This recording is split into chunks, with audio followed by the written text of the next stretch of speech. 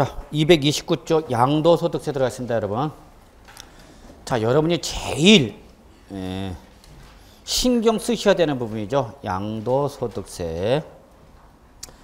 자, 양도소득세 한번 같이 보죠. 의. 자, 동그라미. 개인. 이게 제일 중요합니다.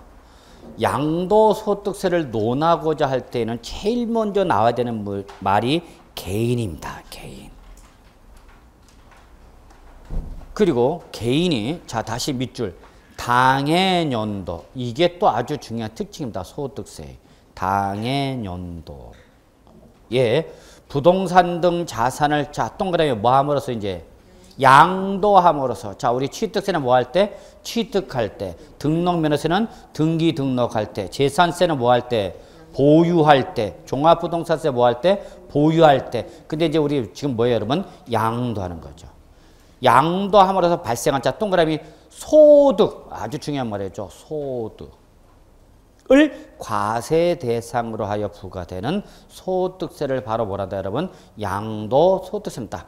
글자 그대로 해석하세요. 아, 양도소득세는 개인이 당해년도에 부동산 등 과세 대상인 자산을 뭐함으로써? 양도함으로써 발생한, 자, 뭐에 대해서?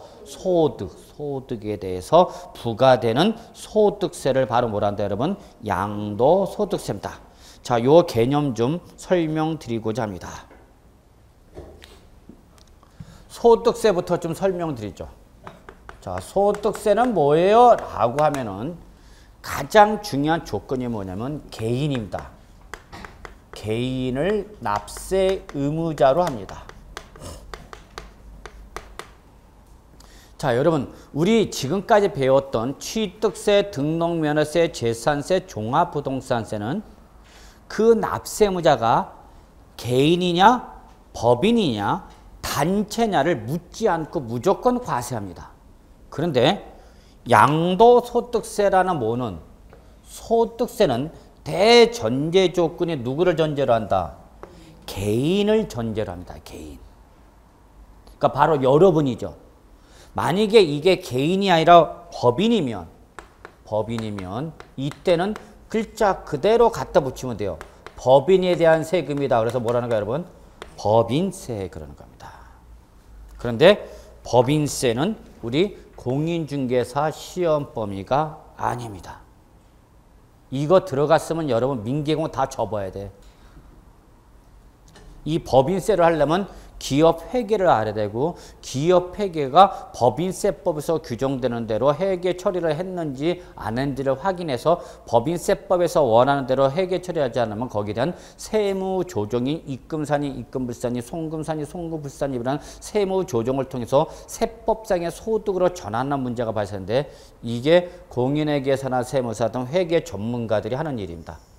그래서 결론부터 말하면 우리 법인세는 공인중개사 시험 범위다 아니다? 아닙니다.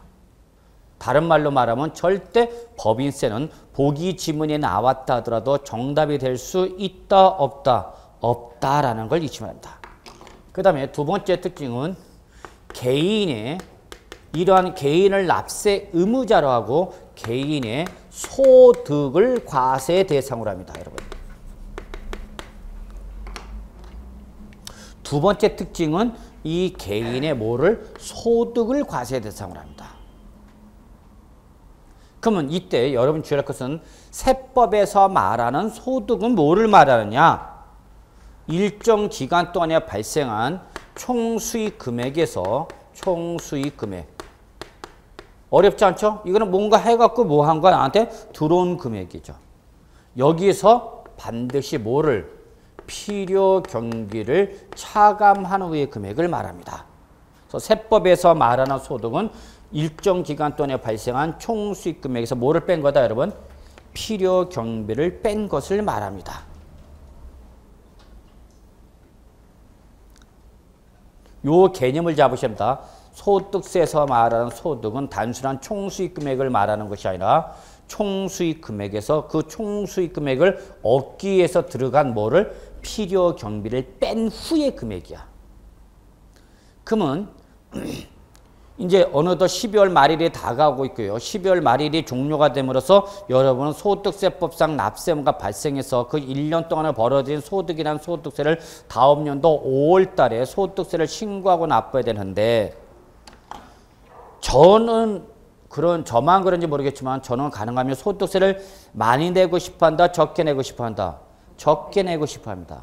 자, 그러면 적게 내는 방법은 소득을 뭐 하는 수밖에 없어요. 줄이죠. 즉 과세관청에 신고하는 소득을 줄이겠다는 얘기죠. 그러면 이 과세관청의 소득을 줄이는 방법은 두 가지죠. 뭐죠? 총수익 금액을 뭐하거나 줄이거나 필요경비를 뭐하는 거죠? 증가시키는 것. 둘 중에 하나를 선택해야 됩니다. 그런데 이 둘 중에 하나를 인위적으로 조정하고자 한다면 이때에 이 총수익 금액은 건드리기가 힘들입니다. 왜냐하면 이게 나의 수입은 상대방이 뭐가 되는 거죠? 저의 수입은 저의 상대방이 뭐가 되는가? 필요경비죠. 자, 제가 여기서 학원에서 강의를 합니다. 그러면 강의료라는 거와 뭐 동영상에 대한 거와 뭐 책에 대한 뭐 여러 가지 각종 수익 금액이 들어오죠. 근데 나는 이걸 줄이고 싶어. 그러면 나만 줄이면 학원에서 저한테 지급한 뭐는 필요 경비가 그대로 잡혀 있는 거죠. 그죠? 특히 학원에서 저한테 각종 수익 금액이나 소득 금액을 지급할 때 해당 소득에 대한 뭐를 소득세의 원천 징수가 있어서 내 소득 금액을 지급할 때마다 과랄세무서에 계속 보고가 들어가는 거죠. 얘한테 얼마가 지급됐고 그에 따라서 소득세가 얼마 징수됐다라는 게 계속 보고가 되는 거죠. 그러니까 나만 줄이면 돼, 안 돼? 안 되죠. 그럼 내가 소득세를 줄이려면 학원에다 협조 요청해야 되겠죠. 자, 내가 이 금액을 안 잡을 테니까 너도 잡지 마라. 근데 학원이 협조가 이루어져 안 이루어져? 안 이루어지죠. 학원이 이걸 줄여버리면 자기네 학원 입장에서는 뭐가 소득이 과대기 이상 돼버리니까 절대 줄일 수가 없죠. 그러니까 이건 못 건드려요, 여러분. 그럼 건드릴 수 있는 건 뭐야, 여러분? 필요경비죠. 필요경비. 그럼 이거는 어떻게 돼? 최소한 발생한 거는 반드시 잡아야 되겠죠. 올리지 못해도 실제 발생한 건 잡아야 될 거 아니야. 근데 개인 사업자는 여기보다는 여기를 많이 건드립니다. 저같이 어떤 개인 사업자들은 이쪽을 많이 했죠. 그럼 어떤 분이 그래요. 야, 네가 와서 학원에서 와갖고 입만 움직이고 있지. 뭐가 필요경비가 발생하냐. 그렇게 말씀하시는 분도 계셔요. 그러나 여러분이 이해가 안 되지만 저도 필요경비가 발생해. 일단 의상구입비. 의상구입비가 발생해요. 특히 방송에 나가면은 거기서 코디가 이렇게 와이셔츠니 넥타이 있는 걸 다 메이크업 다 해주고 그러지만은 그 코디가 갖고 오는 게 별로 그렇게 썩 마음에 안 들어요. 그럼 제가 개인적으로 와이셔츠를 준비해 갑니다. 넥타이고. 그래서 동대문에 좀 가끔 가다 나가요. 예전에 EBS 할 때는 동대문 뭐 밀리오레라든지 뭐 아이고 이런 얘기하면 안 되죠. 두타라든지 다 얘기하네. AMPM이라는 이런 데 나가요. 그래서 거기 갖고 이렇게 얘기를 합니다.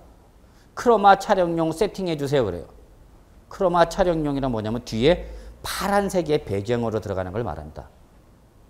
그래서 화면 두 개가 잡히는 거예요. 그러면 입지 못하는 와이셔츠와 넥타이가 있어요. 블루 계통은 못 입어요. 만약에 블루 계통의 와이셔츠 입으면 이것만 보여요. 왜냐면 뒤 배경이 뭐니까 파란색의 파란 옷을 입으면 이것만 보이죠. 그러면 걔들한테 크로마 촬영용 의상 세팅해 주세요 그러면 다 알아서 해줘요. 그러면 의상 구입비 저 발생했죠? 이해는 안 되겠지만 발생해. 자, 그러면 이걸 중요한 거죠. 자, 가끔가다 뉴스 시간에 나오죠, 여러분. 유명 연예인들 소득세 탈루했다고 해갖고 요즘 뭐 복귀 활동은 강뚱 뭐 있잖아, 개그맨 강뚱. 또 예전에 뭐 김건모, 신수, 아유, 뭐 다 그런 유명 연예인, 대표적인 유명 연예인들만 잡습니다. 자, 그런 사람들 다 뭐가 잡죠? 이거죠, 이거. 유명 연예인들의 가장 필요 경비가 뭘까요?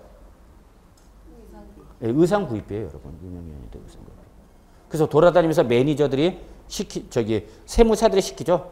직접 개그맨이 연예인이 하는 게 아니라 그 세무 전문가가 그 매니저한테 뭐 백화점 뭐 고급 의상 돌아다니면서 뭘 갖고 오라 그래? 영수증 갖고 오라. 그러면 그거를 뭘 잡는가? 필요가 다 대부분 다 잡아요. 그게 이제 세무서에서 어느 정도 허용하는 범위를 오버하느냐 안 하느냐가 문제인가. 이해하세요? 실제 여러분 신문 나가서도 그래요. 공인중개사가 되셔서 필요금을 많이 잡을 텐데 이게 어느 정도 관할 세무서 에이 뭐 요 정도는 뭐 이렇게 크게 문제 삼지 않겠는데 그 범위가 너무 뭐해지면 커지면 문제 삼는 거죠. 그러니까 요걸 주의해야 되죠. 자, 이게 여러분 우리 세법에서 소득세에서 말하는 소득입니다. 그러면 우리 지금 양도소득세인데 자, 양도소득세에서는 요거를 뭘로 칭하냐면 양도가액으로 칭하고요. 요거를 취득가액 등의 필요경비로 칭합니다. 그러면 결론은 양도소득은 개인의 양도소득은 당해 부동산 등을 뭐하면서 부동산을 양도하면서 받은 무슨 가액에서 양도가액에서 그 양도가액을 얻기 위해서 희생된 뭐를 취득가액 등의 필요경비를 뺀 후의 금액이죠.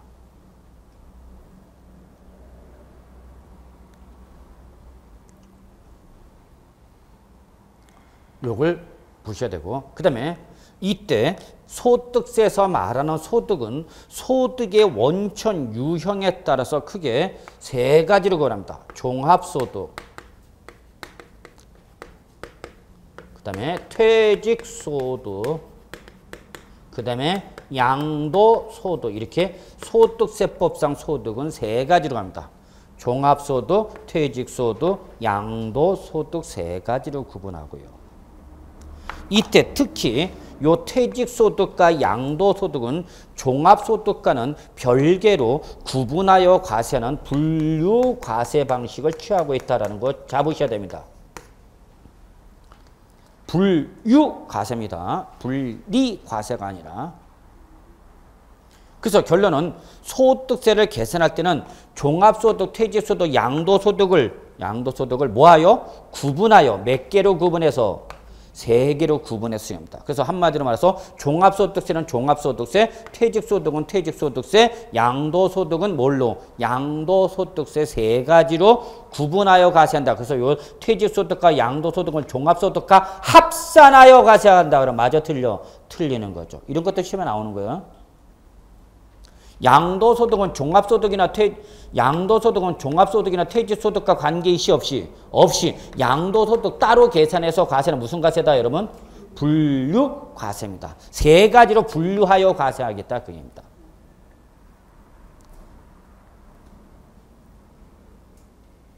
그래서 여러분이 5월 달에 세무서 가셔갖고 소득세 신고하러 가면은요.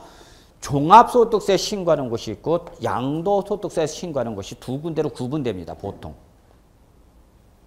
그래서 소득세 신고하러 갔는데요. 그러면 종합소득세 신고하는 거, 양도소득세 신고하는 거 일반적으로 세무서에서 구분합니다. 왜? 이게 세 놈은 따로따로 구분해야 과세하기 때문에. 근데 퇴직소득은 왜 없어요? 퇴직소득은 글자 그대로 퇴직금을 뭐 할 때? 지급할 때 해당 그 퇴직금을 지급하는 사업자가 해당 퇴직금에 대한 뭐를 소득세를 완납적 원천 징수해버립니다. 그러니까 이건 별도로 신고할 필요가 없어요. 해당 퇴직금을 지급하는 사업자가 다 퇴직 소득세를 다 빼고 줘버리기 때문에. 그래서 실제 5월 달에 신고 납부하는 건 뭐예요, 여러분? 종합소득과 양도소득이죠. 근데 양도소득이 없으면 뭐만 하면 되는 거예요, 여러분? 종합소득만 하면 되죠. 종합소득은 글자 그대로 뭐 한가? 종합, 합친 거죠. 뭘 합친 거냐? 여러분이 은행에다 예금하면 뭐가 발생하죠? 이자가 발생하죠. 어제 재미있는 뉴스가 나왔는데 여러분한테는 재미있는지 재미없는지 잘 모르겠지만 저는 개인적으로 재미있게 들은 뉴스가 있는데 자, 요즘 뭐 여러분 아시다시피 요즘 삼성그룹이 뭔가 지금 현재 재계 개편 구조에서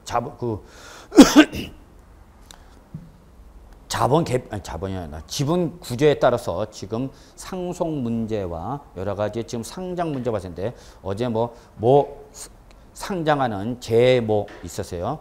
예, 무려 30조가 몰렸대. 거의 30조 원이. 돈이 그만큼 지금 움직이기는 움직이는데 유동자금이 없어요. 부동산에도 투자를 못해요. 돈 많은 사람들이 부동산에 투자를 못해. 왜 투자 못해?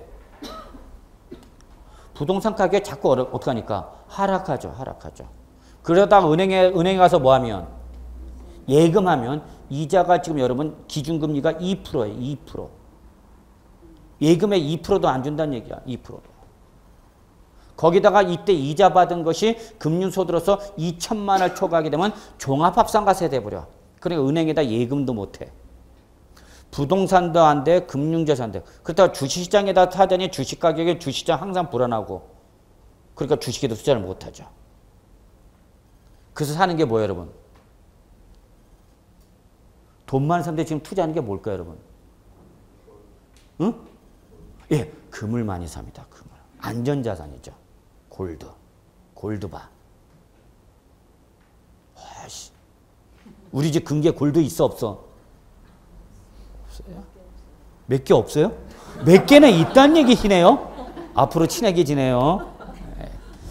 자, 그래서 여러분 일단은 은행에다 예금하면 뭐가 발생한다 여러분? 이자소득. 그 주식회사에다 투자하는 거죠. 무슨 주식을 사는 거서 그 회사에 투자하는 거죠. 그러면 투자한 대가로 뭐가 발생하죠 여러분? 배당 소득이 발생하죠. 그 다음에 여러분 공인중개사가 되시면 뭐 하죠? 사업을 영위하죠. 사업소득. 아니야 나는 은행 직장을 다녀. 그럼 뭐가 발생하죠? 근로소득. 퇴직했다. 퇴직하면 뭘 받죠? 연금을 받죠. 연금소득. 이것저것도 없다. 마지막 희망이 뭐죠 여러분? 로또. 기타소득.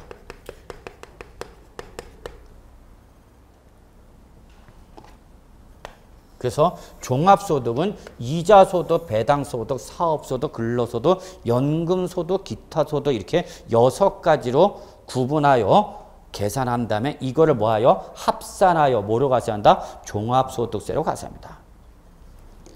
참고로 말씀드리면 여러분 이때 이자소득과 배당소득을 뭐라 그러냐? 금융소득이란다. 알아두십시오 여러분. 이 금액이 얼마를 초과하면? 2천만 원을 초과하면 이자로 받은 금액 등이 배당금으로 받은 금액 등이 합해서 1년 동안에 받은 금액이 얼마를 초과하면 2천만 원을 초과하면 다른 소득과 합산해서 가세합니다. 그러니까 돈 많은 사람은 이쪽으로 가려고 그래 안 하려고 그래? 안 가려고 하죠. 그리고 얘의 가장 큰 단점은 뭐죠? 응? 얘의 가장 큰 단점은 돈 많은 사람은 이쪽으로 안 가는 이유 중에 하나가 뭐야? 100% 노출이죠. 100% 노출이죠. 금융실명 및 비밀보장이 관한 법률에 따라서 금융실명거래 및 비밀보장 이번에 바뀌었죠? 개정돼 갖고 가설명의로 타인명으로 했던 거 다 걸려들어요. 다 잡아줬어요. 광활했죠. 그래서 순식간에 은행의 예금들이 쫙 빠져나갑니다. 다 누구 얘기야? 돈 많은 사람들 얘기야. 우린 뺄 게 있어야지. 빼면 마이너스다. 제가 그래요. 자, 그 다음에 사업소득인데, 자, 제가 지금 이걸 말씀드린 것은 요겁니다. 여기가 우리 공인중개사 시험범위에 해당합니다. 요 사업소득 중에서 바로 뭐가 적어 놓으셔야 돼요? 부동산 임대 사업소득. 여기에 우리 이 종합소득세 중에서 여러분, 우리 공인중개사 시험범위에 해당하는 것은 요겁니다. 매년 한 문제 꼬박꼬박 나오고 있습니다. 특히 공인중개사는 여기다 신경 쓰셔야죠. 실무 나가시면 이거 신경 쓰셔야죠. 임대사업자들 잘 잡아야 돼요, 여러분. 공인중개사 자리 잡으려면. 그러니까 지금 제가 현업에 계신 분들 몇 분하고 이렇게 좀 집 근처에도 저한테 이렇게 수업을 들으셨던 그 제자들이 있어갖고 이렇게 가끔 가다가 주말에 이렇게 뭐 시간 하다가 찔레찔레 쓰레받고 하다가 사무실 들어가갖고 어떻게 생각을 물어보면. 근데 두 군데가 있어요. 아파트 단지 안에 있는 공인중개사 사무소하고요. 뭔 시장, 재래시장 안에 있는 아주 상가단지 안에 그 상가시장이, 시장 안에 있는 조그맣다. 그런데 두 분이 극단적인 얘기를 합니다. 아파트 단지 관리사무소, 아파트 그 단지 있는데 주택을 주된 매매 대상을 하는 분들은 거의 손가락 빨고 있다. 매매는 거의 없다. 그냥 나오는 게 뭐야, 여러분? 전월세. 그러니까 매매 금액보다 금액이 어떻게 하니까? 낮으니까 매매, 임대차 해도 그게 큰 금액은 안 들어오지, 목돈이. 매매를 해야 좀 목돈이 들어오는데. 근데 상가를 하신 분들은 요즘 뭐 그렇게 큰 돈은 아니지만 돈은 좀 벌고 있어요. 그래. 왜요? 그랬더니 상가가 계속 뭐 하는가? 업종이 들어왔다 바뀌었다 바뀌었다. 그렇죠. 그 말은 다른 말로 뭐란 얘기야? 불경기란 얘기입니다. 안 팔린다. 뭐가 들어와서 해보려다가 안 되니까 다시 나가는 거죠. 그래서 그분은 계속 상가 갖고 돌려. 상가 갖고. 그래서 그분은 좀 그래도 가끔가다 연락 와. 시간 나시면 놀러 오세요 교수님. 그러면 뭔가 건수 하나 했어. 그래서 나한테 뭐 자랑하고 싶어서 나 오라는 거야. 무슨 소득이 여러분? 임대사업. 그래서 상가나 주택 임대사업소. 요거 꼭 체킹해 두셔야 됩니다. 그래서 다른 거는 신경 쓸 필요 없어요, 여러분이. 사업소득 중에서 무슨 소득만 여러분? 부동산 임대 사업소득만 보시면 됩니다. 한 문제 꼬박꼬박 나요. 어려운 내용 아니에요. 요거는 범위가 정해져 있어요. 우리 공인중개사한테 물어볼 수 있는 게. 나온다는 데서 또 나오고요. 자, 이제 우리 어디로 가죠? 양도소득. 그죠? 바로 공인중개사의 주된 목적물이죠. 양도소득. 보통 5문제 나오죠. 올해 6문제 나왔네요. 그래서 종부세. 우리 아까 지난 시간에 입에 개거품 물면서 했던 종부세 매년 한 문제 나오다가 그게 안 나오고 일로 와버렸어요. 그래서 양도소득이다. 자, 이게 바로 여러분 현행 우리 소득세법 소득세에 대한 기본적인 내용입니다. 가장 기본적인 내용. 자, 정리할게요. 여기서 시험에 나올 수 있는 걸 정리하겠습니다. 자, 소득세에서 말하는 소득세법에서 말하는 소득은 종합소득, 퇴직소득, 양도소득인데 이때 종합소득, 퇴직소득과는 별개로 양도소득은 무슨 과세한다? 분류과세한다. 시험에 이렇게 나오는 거죠. 양도소득은 종합소득 및 퇴직소득과 합산하여 과세한다. 그럼 맞다, 틀리다? 틀리다. 세 가지로 구분해서 신고한다. 그 다음에 종합소득 중에서 우리 시험법에 해당하는 건 뭐가 있다, 여러분? 부동산, 임대, 사업소득이 있다. 이건 마지막에 다루도록 할 거고요. 그래서 지금부터는 양도소득 같습니다. 그 다음에 거기서 여러분 하나 더. 소득세는 여러분 기간세입니다. 그래서 당해년도 밑줄 기간 당해년도. 그래서 과세 기간이라고 그러는데. 그래서 소득세의 가장 중요한 특징은 여러분 기간세입니다. 기간세. 여기서 기간이라는 것은 매년 1월 1일부터 12월 31일 1년을 1과세 기간으로 합니다. 소득세법은. 그래서 소득세는 무슨 단위 과세? 1년 단위 과세입니다. 그래서 이때 1년은 영년주의에 따라서 여러분의 선택 여지와 관계없이 무조건 달력을 꺼내서 달력 첫째 날 어떤 날 1월 1일부터 출발해서 마지막 날 언제 12월 31일 1년을 1과세기간으로 합니다. 그래서 여러분 거기 당해년도에 써져 있죠? 당해년도 적어놓으세요. 밑에다가 무슨 세? 기간세. 일정한 기간을 단위로 하여 부과되는 조세를 기간세라 합니다. 잊지 마세요. 가장 중요한 기본적 성격입니다. 그러면 여기서 기간세의 의미는 뭐를 말하냐? 자, 내가 1월 1일에 1년 동안에 여러 번의 소득이 발생했다.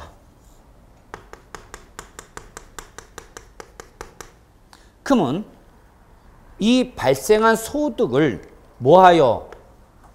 1년 단위로 뭐하여? 합산해서 1년 동안 벌어들인 총 소득 금액에 대한 총수익 금액을 구하고 거기에서 들어간 뭐를 필요 경비를 빼서 종합소득세나 소득세를 신고하고 납부하는 거죠. 그래서 소득세는 몇 년 단위 과세? 1년 단위죠. 그러니까 시험에 이렇게 나왔죠. 소득세는 소득이 발생할 때마다 소득세를 신고하고 납부된다. 그럼 맞아, 틀려? 틀리는 거죠. 소득세는 소득이 발생할 때마다 소득세를 신고하고 납부하는 것이 아니라 그 발생한 소득을 몇 년 단위로 합산하라고요, 여러분? 1년 단위로 합산하는 겁니다. 그래서 1년 동안에 발생한 소득에 대해서 언제? 다음 년도 5월 1일부터 5월 30일 사이에 뭐 하라는 얘기야? 신고하고 납부하라 그 얘기입니다. 여기까지 잡으셔야 됩니다.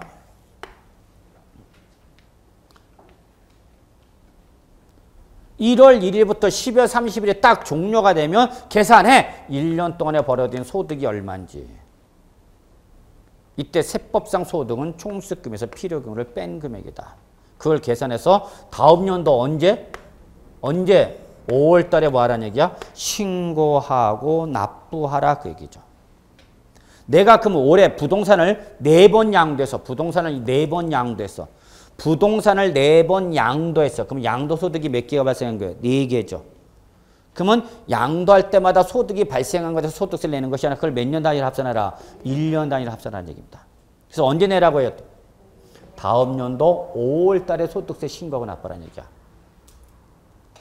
그래서 이게 원칙이죠. 이걸 특히 뭐라고 하냐? 확정신고 납부랍니다. 1년 동안에 벌어들인 소득을 뭐하여? 확정하여 소득세를 신고하고 납부하라는 얘기야.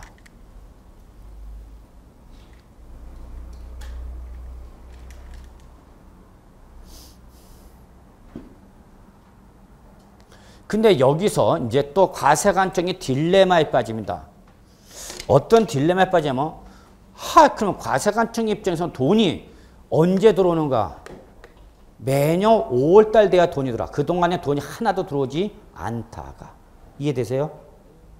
1년 동안 소득을 확정해서 다음 년도 5월달 되니까 과세관청 입장에서 국가는 돈이 세금이 거치는 게 다음 년도 5월달 한꺼번에 들어오는가? 근데 나가는 돈은 매달 나오는 거죠. 우리 여러분 똑같잖아. 아저씨가 매월 뭐 일정한 기간으로 돈을 벌어 들어와. 일정한 기간을 단위, 최소 뭐 월 단위로 들어오겠죠. 근데 나가는 돈은 매일 나가잖아, 매일. 움직이면 돈이죠. 너무 과장된 표현인가? 움직이면 돈이야, 여러분.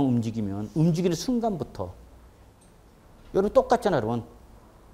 공부와 관계시 없이 일단 학원 오는 순간부터 돈 들어가잖아. 그러니까 여러분이 식사도 똑같아요, 여러분. 공부한 만큼만 식사하세요.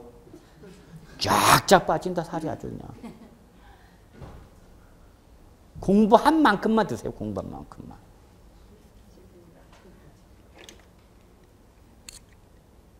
살찔 사람이 없을걸? 쓰러지나요? 그래서 보세요. 제가 얘기하고 싶은 거 이거. 소득을 1년 단위 합쳐서 언제 내라고요? 다음 연도 5월달. 제가 좀 이런 식으로 차분하게 설명하는 건 이게 마지막이야. 이렇게 해서 이렇게 할 수는 없어요. 그래도 과세관청에서는 1년에 한 번 돈이 들어오니까 너무 힘들어. 아저씨가 1년에 한 번 돈을 갖고 온대. 연말정산해 갖고. 우리 집 뒤집어져 안 뒤집어져? 뒤집어지죠. 그래서 과세관청도 똑같아. 원래는 언제 내야 되지만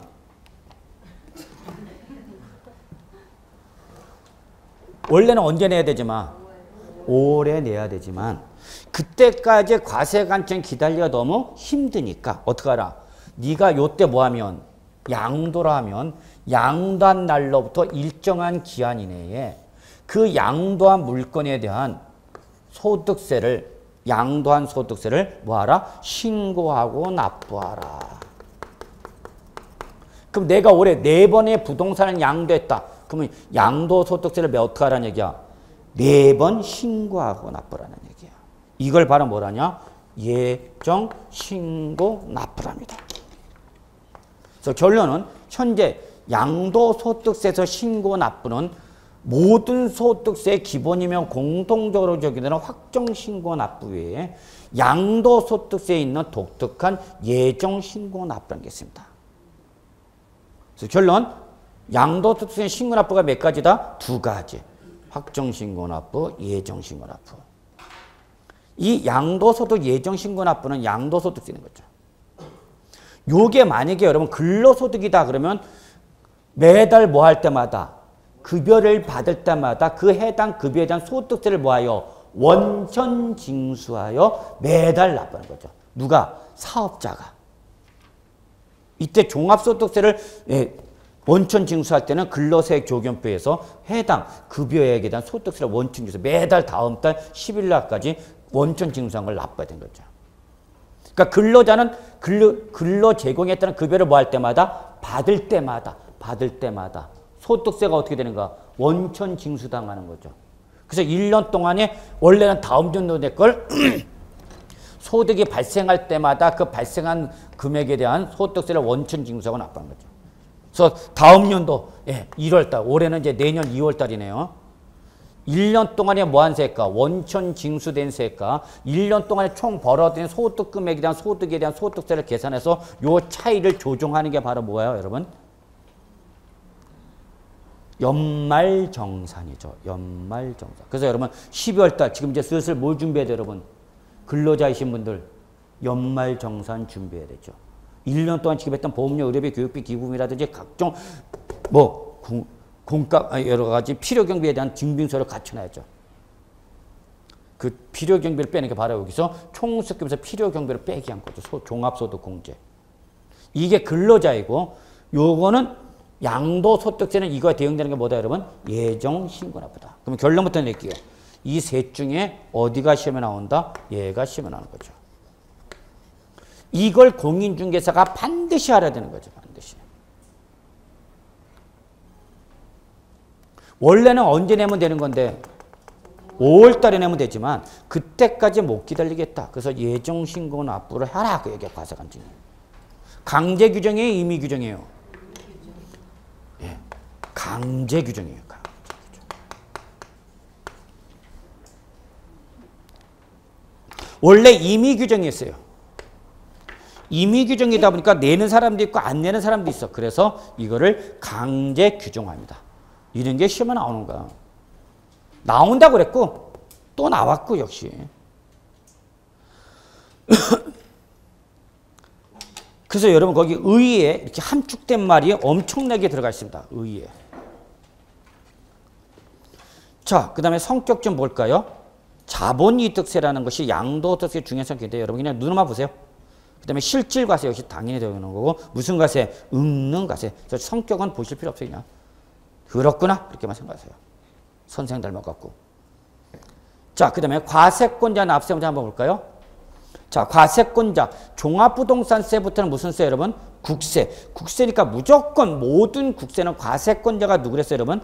세무서장이죠. 다시 한번 모든 국세입니다. 국세의 종류에 관계없이 모든 국세는 세무서장이 나왔죠. 우리 지난 시간에 지방세 종류에 따른 과세권자 한번 쭉 다시 정리했었죠. 네. 그 다음에 납세분야 누가 여러분? 개인이죠. 개인. 다만 일단은 거기까지만 보세요. 국외자산, 국내자산 이건 내버려 두시고요. 자, 그 다음에 과세 대상을 보시면요. 크게 자본이득세 성격상 양도소득세 과세 대상은 부동산 등과 주식 등 두 가지로 구분합니다. 부동산 등과 주식 등 두 가지로 구분합니다. 이 구분은 제가 한 겁니다. 소득세법에는 이렇게 구분 안 됐어요. 제가 구분한 거예요. 제가 이렇게 구분한 이유는 요 놈이 공인중개사 시험범이고 이 주식 등은 공인중개사 시험에 안 나옵니다. 그래서 제가 구분한 겁니다. 그러니까 여러분 주식은 신경 쓸 필요 있다 없다? 없다. 주식이 만약에 보기지문이 나왔다? 절대 뭐는 아니다. 답은 아니다입니다.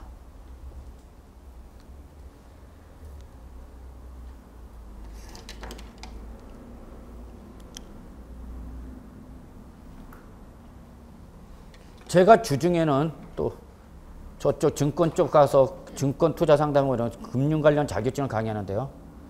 증권 쪽 가서 얘기할 때는 뭐만 얘기합니까? 요것만 얘기합니다. 요것만. 근데 싹 바뀌어갖고 다시 공인중개사가 오면 어디로 옵니까? 요것만 얘기합니다. 양면성을 띠고 있어요, 제가. 아스라백작입니다. 이렇게 하면 남자, 이렇게 하면 여자. 뭐 이런 거 있죠. 자, 제가 말씀 이렇게 구분한 이유는 여러분, 우리는 초점을 어디에 맞춰라? 부동산 등 여기에만 초점 맞추시면 됩니다. 주식은 신경 쓸 필요 없다. 설사 보기지문에 나왔다. 답이다 아니다. 아니다. 답은 여기서 찾으세요. 나왔죠? 여기서 나오면 출전에 맞으라고 주는 겁니다. 맞으라고 여러분한테. 아이 그래도 한 문제 맞추셔야죠. 라고 주는 거야. 이때 실물 자산인 부동산.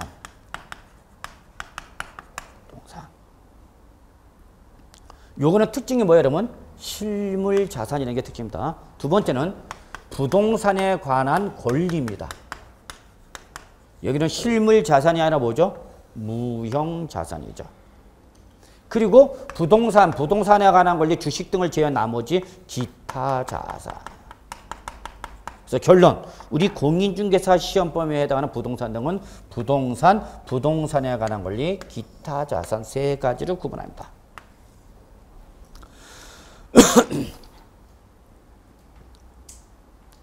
실제 세법에서는 어떻게 되냐면 부동산, 양도소득세 과세되는 부동산에 관한 권리, 주식, 그 다음에 기타 이렇게 돼 있어요. 근데 우리 공인중개사 시험은 이 주식은 버리고 기타를 이 부동산과 동일시해야 됩니다. 왜? 얘가 시험에 잘 나오니까. 그래서 제가 이렇게 세팅을 한 겁니다. 이건 제가 세팅한 거예요. 소득세법에서 세팅한 게 아니라. 자, 그래서 부동산에 관한 권리, 그리고 뭐 기타 자산 이렇게 되어 있죠. 거기 보시면 부동산에 관한 권리는 또 여러분 민법을, 요거는 여러분 뭐 당연히 뭐를 말하는 거죠? 토지와 건물이죠. 뭐 이건 뭐 이 설명을 드릴 필요가 없죠. 이 부동산이 뭐냐에 대한 법률적 정의는 민법에서 배우실 거고, 민법 제99조 제1항의 왈, 부동산이라면 토지와 그 정청을 말한다 이렇게 되어 있죠. 그리고 경제적 개념에서 부동산이 뭐냐라는 게 이제 어디서 다루는 거고, 부동산 학개론에서 다루는 거고요. 그런 놈에 대해서 세금 문제를 다루는 게 우리 세법이죠. 이거 뭐 따로 정리할 필요 없어요. 여기는 이거 하나만 기억하시면 돼요. 사실상의 모든, 이것만 기억하시면 돼요. 다른 거 볼 필요 없어요. 사실상의 모든 토지와 건물이 다 양도소득세입니다. 여기서 사실상 권리라는 것은 법률상 형식적 요건의 불비는 묻는다, 묻지 않는다? 묻지 않는다 그 얘기입니다. 건축법상 건축허가를 받은 건물은 물론이지만 건축법상 건축허가를 받지 아니한 무허가 건물이라든지 측량, 수로조사 및 지적에 관한 법률에서 지목이 등재되지 아니한 토지, 그런 거 물어 안 물어? 안 물어. 무슨 과세 원칙? 실질과세 원칙. 손님 상 들어갑니다. 무슨 상? 사실상. 이것만 보시면 돼요. 양도소득세는. 만약에 시험에 나오면 출제원은 요거와 요 둘 중에 한 군데에서 건드립니다.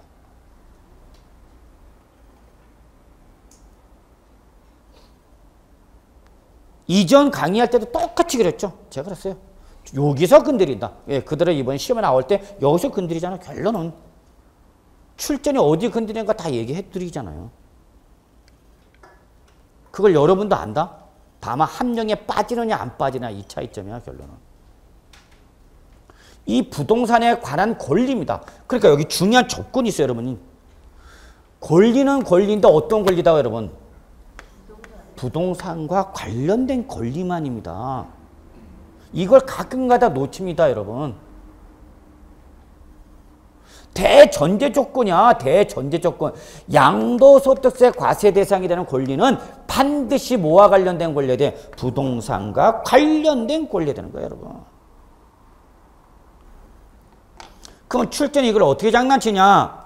부동산에 관련된 권리가 양도소득세 과세 대상인데 슬쩍 출전이 양도소득세 과세 대상 아닌 거 잡아내버려놓고 특허권도 무채재산권 이런 거 하나 집어넣는 거죠. 그럼 여러분 생각해봐. 특허권 등 무채재산권은 우리 부동산과 관련된 권리예요? 아니에요? 아니잖아. 무채재산권이 뭐예요 여러분? 무채재산권은 어떤 특정한 경제적 가치에서 법률상 독점적 배타를 인정되는 권리를 무채재산권이라는 거죠. 까불고 있어요. 그러니까 아니 생각해봐. 특허권 등 무채재산권. 일단 부동산과 냄새가 나 안 나? 안 나잖아. 그러니까 과세 대상이다 아니다? 아니다. 예전에 이런 것도 많이 나오는 거죠. 이런 것도 막 줘. 다음 중 양도소득세 과세 대상 아닌 거 잡아내봐라. 해놓고 이거 집어넣는다니까. 특허권 집어넣거나 무채재산권. 그냥 저작권도 무채재산권에 해당하는 거죠 당연히. 자, 그런데 이때 이 부동산에 관한 권리는 그 권리의 성격에 따라서 지상권, 전세권.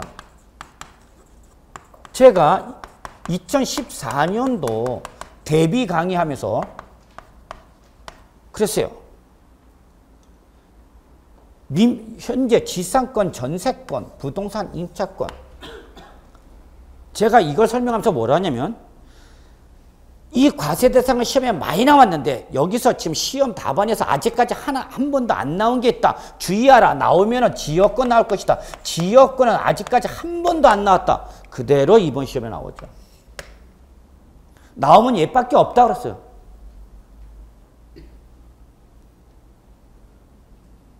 주워 먹는 거죠. 요즘 나오는 호로록. 호로록.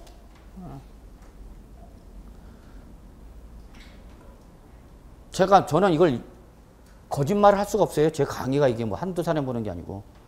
양도소득세 과세 대상에서 만약에 이게 나오면 나올 수 있는 게 새롭게 나올 수 있는 건 요것밖에 없다. 요거 있다. 요거는 아직 한 번도 안 났다. 나올 수 있다. 나온다. 그대로 올해 나왔어. 지역권 그대로. 과거에 한 번도 나오지 않았던 것으로서 새롭게 답으로 나올 수 있는 게 이겁니다. 그래서 이거. 시험권은 어떤 분? 교수님이 내셨어요? 이제 노출됐죠? 노출됐어, 이제 얘는. 한번 노출되면 끝이야. 내년 죽었다 안 나와, 얘는. 자, 그 다음에 두 번째는 부동산을 취득할 수 있는 권리입니다. 이런 기본적인 내용 설명할 때 어떤 분들은 그냥 크게 부담 갖지 않고 뭐 이렇게 여기다 시간을 투입하느냐 그러는데 그런 분들이 제일 위험한 사람들이에요. 기본을 잘 잡으셔 놓으면 그 다음부터는 시간이 세이브 되지만 기본이 흔들리면 할 때마다 시간이 세이브가 안 되죠. 자, 얘와 얘 차이점 구분합시다. 저는 항상 그래요. 묶을 때는 묶는 애들 간에 공통점이 있고 이렇게 나눌 때는 나눈 애들 간에 차이점이 있습니다. 그랬어요. 그런 걸 자꾸 인식하십시오. 여러분 여기서 지상권, 전세권, 부동산 임차권과 부동산을 취득하시는 권리를 두 개로 나눠놨죠. 분명히 뭔가 차이점이 있다는 얘기입니다. 근데 여러분 다 아시잖아. 민법에서 다 배우셨어요. 요거는 무슨 권리예요? 소위 말하는 특정한 부동산을 사용, 수익할 수 있는 권리 있죠. 여기는 뭐죠? 부동산을 취득. 뭘 취득하는 겁니까? 소유권입니다. 여기는 소유권.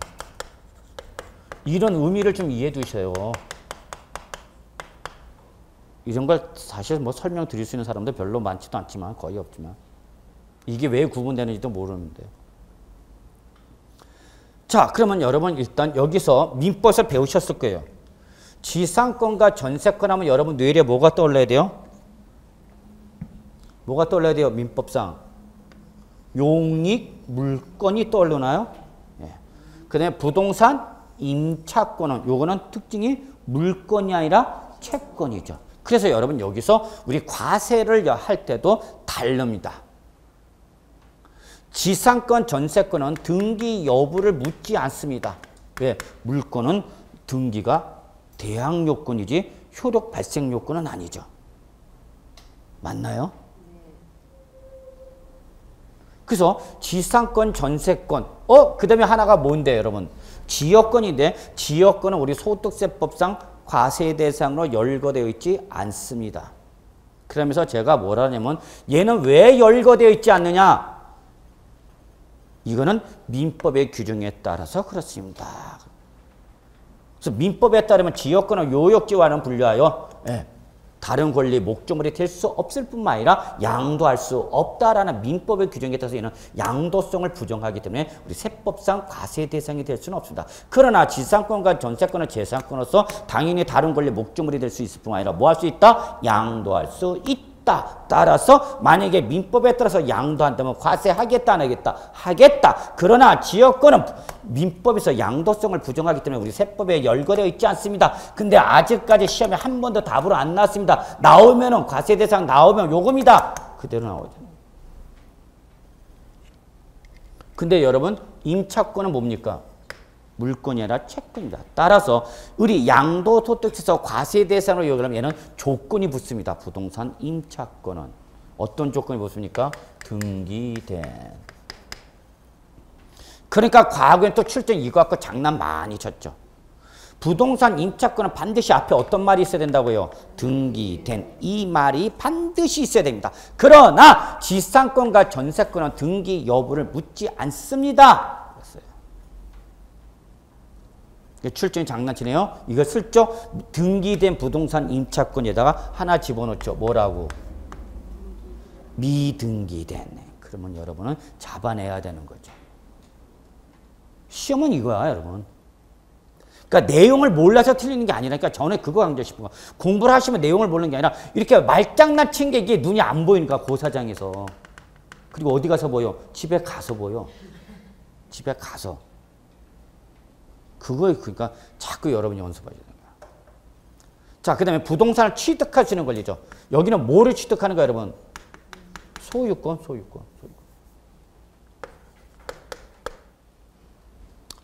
자, 그냥 참고로 보세요. 일단 거기 보시면은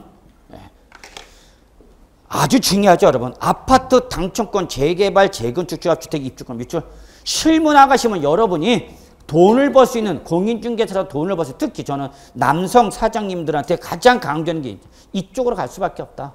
아파트 단지 안에서 여성 공인중개사 사무실과 붙어봐야 깨지기만 한다. 아파트 주택 중개는 이미 여성분들이 다 잡고 있어. 장악하고 있기 때문에 남자분들 들어가서 해내기 힘들어. 못해요. 여자분들 다 잡고 있어요. 제일 문 닫는 사람이 누구예요? 아시대요. 작년에 몇 분 연락 받았는데, 아, 교수님 저 이번에 폐업했습니다. 폐업 신고했습니다.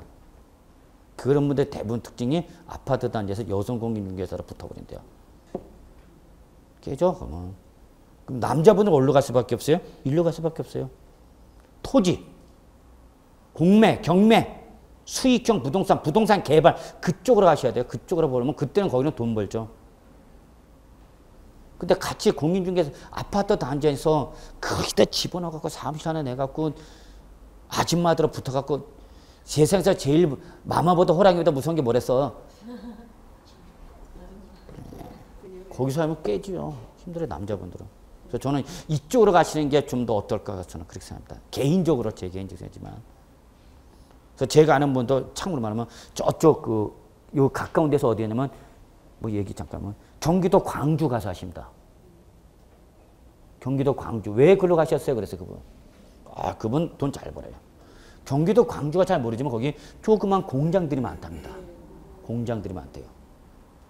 그러니까 그 폭 파묻혀 있어갖고요. 많은 외진들이 잘 안 들어와. 그걸 알고 들어가서 거기서 공장용지 토지 이거 취급합니다. 토지.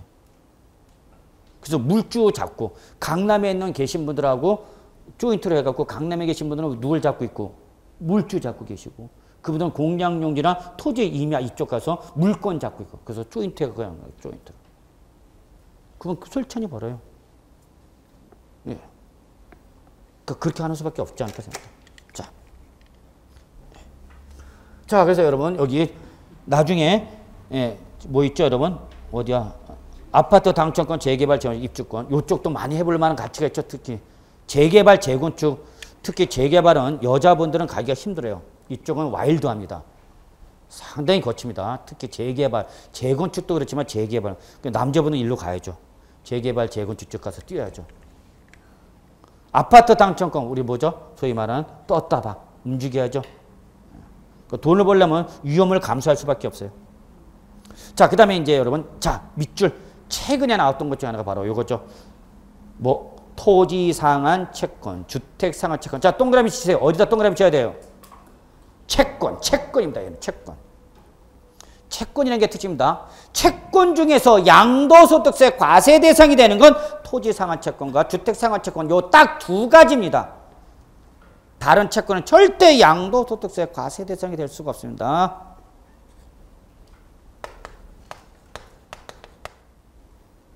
여기서 말하는 채권이 뭐예요? 요거를 말합니다. 여러분 말했던 물권 채권을 말하는 게 아니라. 자, 이때 채권은요. 상한 목적물이 뭐냐에 따라서 금전 상한 채권이 있고요. 그다음에 현물 상환 채권. 그래서 상환 목적물이 뭐에 따라서 이렇게 두 가지 납니다. 금전 상환 채권과 현물 상환 채권이고 이 현물 상환 채권에 해당하는 것이 바로 거기 옆에다 적으세요. 무슨 채권? 현물 상환 채권입니다. 옆에다 적으세요. 토지 상환 채권, 주택 상환 채권. 특징은 무슨 특징? 현물 상환 채권의 특징이에요. 그걸 잡으셔야 됩니다, 여러분. 왜 얘가 양도소득세 과세 대상이 되는지를 설명해 주는 사람이 없어요.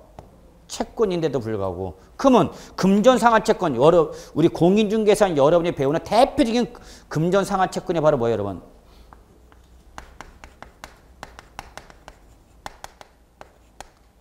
배우시죠? 공법에서. 아직 안 나갔나? 맨날 하네. 다른 과목들은 스킬을. 여러분이 배우는 대표적인 채권이 바로 이거잖아. 국민주택채권. 주택법에서 안 배워요? 아직 안 나갔나? 안 했죠. 다른 과목은 안 해요.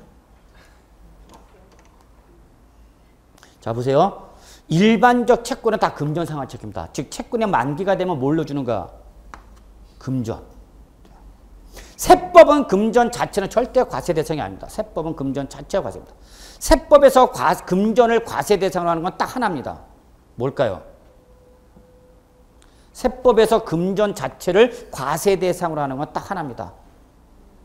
뭘까요? 상속세 증여세입니다. 응? 상속세 증여세입니다. 그러나 나머지는 금전 자체는 과세됩니다. 근데 여기는 무슨 채권 여러분? 현물 상환 채권. 상환 채권의 만기가 되면 뭘로 상환한다고 이런 물건. 근데 문제는 이 현물이 뭐냐는 얘기야. 현물이 바로 뭐예요, 여러분? 거기 밑줄 주택과 토지죠. 토지 밑줄. 즉 얘들은 채권의 만기가 되면 돈으로 주는 것이 아니라 뭐 해당 채권 상환 목적물인 토지나 주택의 소유권을 줍니다. 그럼 내가 채권의 만기가 되기 전에 다른 사람한테 팔아버리면은 양도 목적물은 뭐지만 채권이지만 실제로는 뭐가 넘어가는가? 토지나 주택이란 해당 토지 상환 목적물이 소유권 넘어가는 거죠. 그래서 부동산과 똑같이 취급하는 겁니다. 그 다음에 세 번째, 부동산 매매 계약금만 지급한 상태에서 양도는 권리. 요거는 중개부에서 잘 배우실 겁니다. 부동산 매매 계약금만 지급한 상태에서 양도는 권리죠. 자, 요런 것이 부동산을 뭐 할 수 있는 권리 여러분? 취득할 수 있는 권리죠. 자, 마지막 기타 자산 봅시다. 자, 기타 자산은 여러분 딱 두 가지만 보시면 돼요. 1번과 2번만 보시면 됩니다. 나머지 3, 4번은 X 치세요. 그 다음에 그 밑에 주식 있죠? X 치세요. 절대 시험에 안 나옵니다. 나와도 답이다 아니다? 아니다. 저 믿으세요 여러분. 세법은. 그래서 여러분 기타 자산에서는 1번과 2번을 보시면 되는데 가장 시험에 많이 나온 것이 바로 1번입니다. 사업용 고종자산과 함께 양도. 자, 시뻘겋게 표시합니다. 영어권입니다. 영어권. 다른 말로 뭡니까? 권리금, 피, 프리미엄 이런 말이죠. 이걸 우리는 세법에서 영어권이라는 세법의 용어가 되겠습니다.